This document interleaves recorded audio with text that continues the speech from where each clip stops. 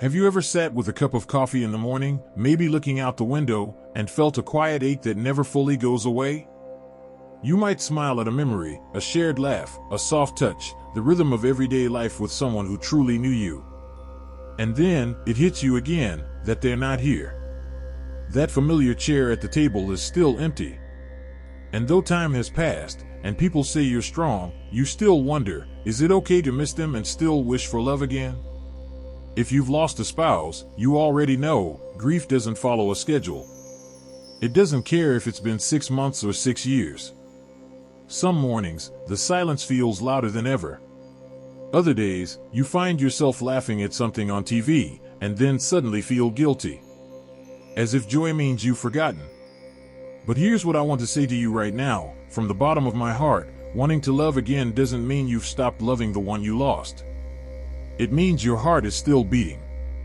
That it still wants connection. And that's something to honor, not fear.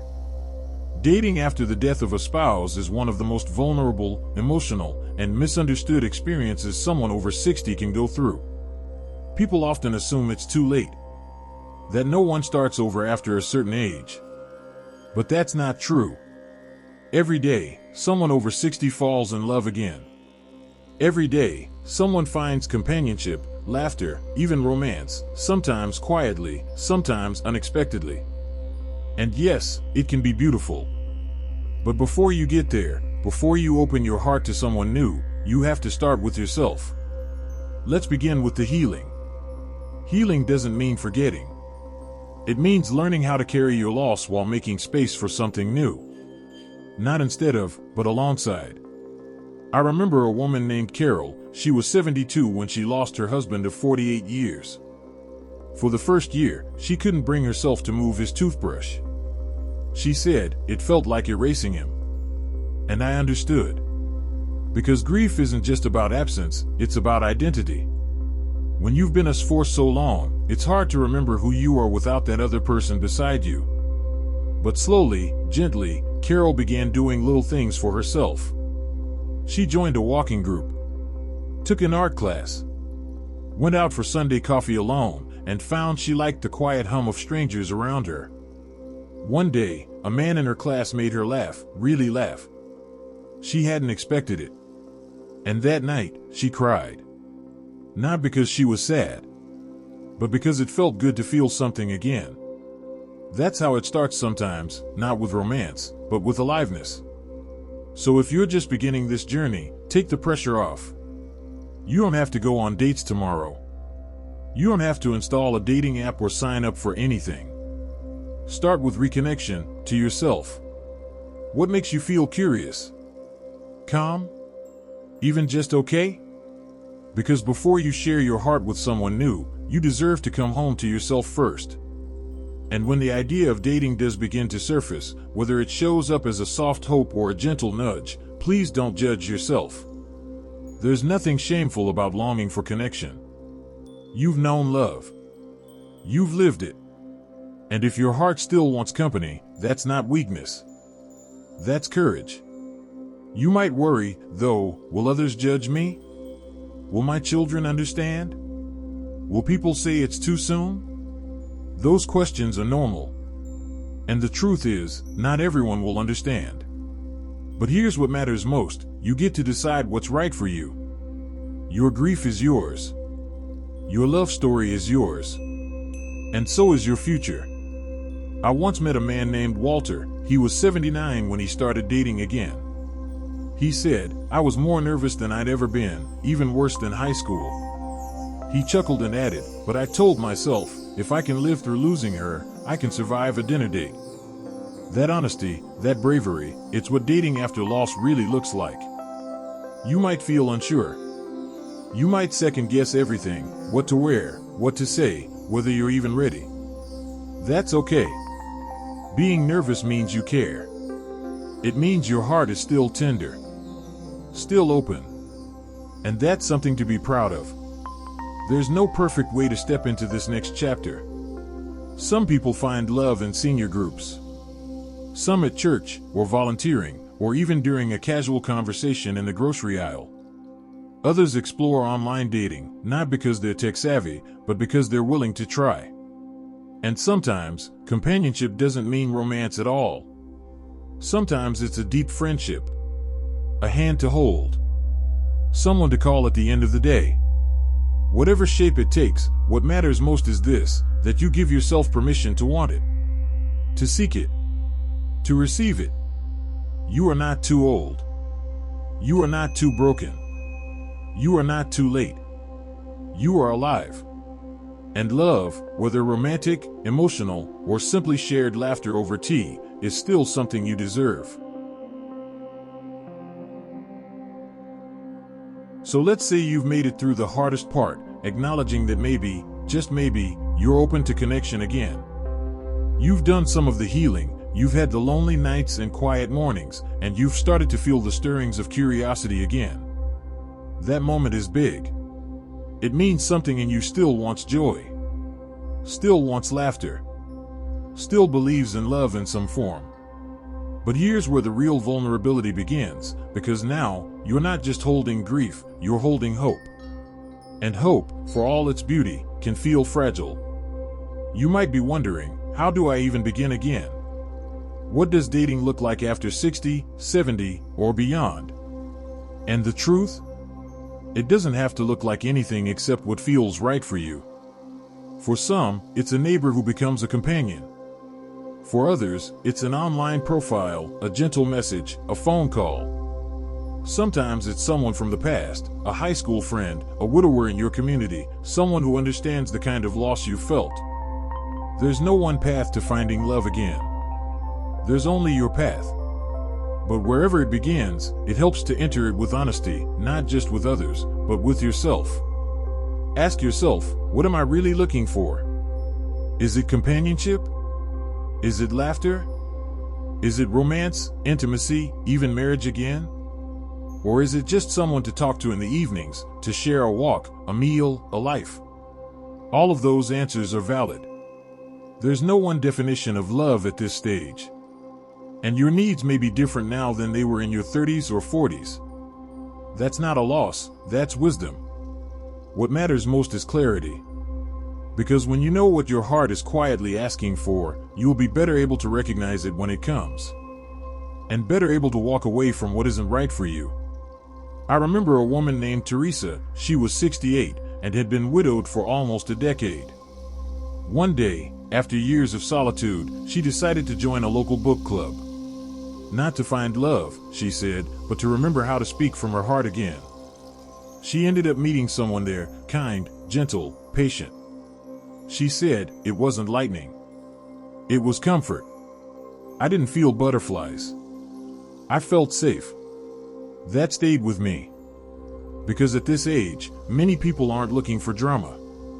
They're looking for peace. But here's something many people struggle with: guilt. Guilt for feeling attraction again. Guilt for enjoying a conversation. Guilt for even thinking about being close to someone else. Maybe you've asked yourself, what would they think of this? Would they be hurt?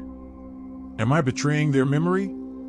Let me offer you this perspective: loving again doesn't replace the love you had. It honors it. Your heart is big enough to hold more than one story. Just as a parent can love more than one child, you can love more than one partner in your lifetime. And that love doesn't cancel what came before, it carries it forward. You'll never forget. You'll never stop missing them. But you can also allow yourself to feel love again, joy again, life again. And if you need permission, let this be it. You are not betraying anyone by letting your heart open. You are honoring yourself by listening to it. Now, let's be honest, dating at this stage isn't always easy. There may be health issues, emotional wounds, set routines, luggage, as some say. And yes, the dating world has changed. But people haven't. People still want connection. People still want kindness. People still want to be seen, heard, and held. You might have to try more than once. You might meet someone who doesn't understand your grief, or someone who isn't emotionally available. That's okay. It's not a failure. It's just part of the process. The key is to stay open, but grounded. To guard your heart without closing it off. To be willing to say yes to the right people and no to the wrong ones. Because your time is precious. Your peace is sacred. And at this age, you don't need to settle. You've already built a life. Now you get to choose how and with whom you want to share it. That might be over coffee once a week. It might be hand-holding during walks. It might be traveling together. It might be building a quiet, steady partnership that feels like home. Whatever form it takes, what matters most is that it comes from truth. So here's what I encourage: move at your own pace. Listen to your own heart. And don't be afraid to speak your needs out loud. Let yourself be honest. Let yourself be new. Let yourself laugh again. Flirt again. Hope again. It's not silly. It's not foolish. It's not selfish. It's beautiful. Maybe by now you're starting to see things a little differently. Maybe the idea of dating again doesn't feel so out of reach. Maybe it still scares you a little, but there's also a flicker of curiosity, of possibility. That's a good sign. That means your heart's still alive and willing. Let's talk about something people often tiptoe around when it comes to love after loss: intimacy. Not just the emotional closeness, but physical intimacy. Touch. Affection. Even sex. For some, the thought of physical closeness with someone new feels awkward, even impossible. It's been too long, they say. My body has changed. I don't even know where to start. For others, it's the fear of judgment. Will they compare me to their late spouse? Will I compare them to mine? Will this feel wrong? And yet, I've heard from people in their 60s, 70s, even 80s, who say intimacy after grief was one of the most healing experiences they've had. Not because it erased their loss, but because it reminded them they were still here, still human, still worthy of being touched, seen, and cherished. It's okay if you're not ready for that. It's okay if you are. There's no rush, no rule book. Intimacy can begin with a hand on your shoulder, a shared laugh, a deep conversation. It doesn't have to be physical right away, or ever. What matters is connection, tenderness, being present with someone who sees you. And if you do want to explore that side of a relationship again, know this: aging bodies are still beautiful. Aging desire is still valid. You are not too old for passion. You are not too late for joy. You just need someone who sees you as you are and meets you there with care and patience. And if you're still unsure, if part of you is holding back because of fear or guilt or that ever-present voice in your head saying, "What will people think?" remember this: people who truly love you want you to be happy. That includes the spouse you lost. I've heard widows and widowers say, "I feel like they'd want me to be happy, but I can't let go of them." And my response is always the same: you don't have to. You can carry their memory with you into this next chapter. You can love them and still make room for someone new. One love doesn't replace another. It simply adds to the story of your life. Think of your heart as a house. Maybe your room is still filled with the scent of someone you loved for decades. That room will always be there. But it's okay to open the windows again. To let in light. To invite someone to sit beside you, not in place of, but in addition to. You've earned that right. And maybe, just maybe, someone else out there is hoping for the same thing. Someone who's also lost. Also healing. Also wondering if it's too late. You could be the answer to each other's quiet question: am I still lovable? Yes. You are. You are lovable. Desirable. Interesting. Funny. Complicated. Full of stories. Full of life. That doesn't disappear because of loss. It deepens because of it. And if no one's told you this yet, you have every right to choose joy again. You are not selfish. You are not replacing anyone. You are continuing to live. And living with love, in any form, is one of the bravest things you can do. So here's my invitation. Give yourself permission. Permission to flirt again. To dress up again. To sit across from someone and feel a spark, or just comfort. To say, yes, I'd like to see you again. Or even, no, this isn't for me, but thank you for the evening. Dating again isn't about chasing youth. It's about embracing the richness of this phase in your life. It's about companionship, conversation, laughter, and maybe, if you're lucky, a little hand to hold again. You are not starting over. You're starting forward. Your story didn't end with loss. It paused. And now, you get to turn the page. If you're watching this and something in your heart stirred, tell me in the comments. Whether you've started dating, are thinking about it, or just wanted to hear that it's okay to want more, your voice matters. Your experience matters.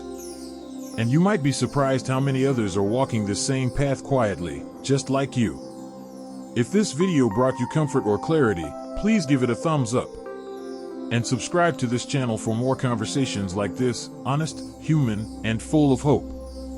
You've carried love. You've lived love.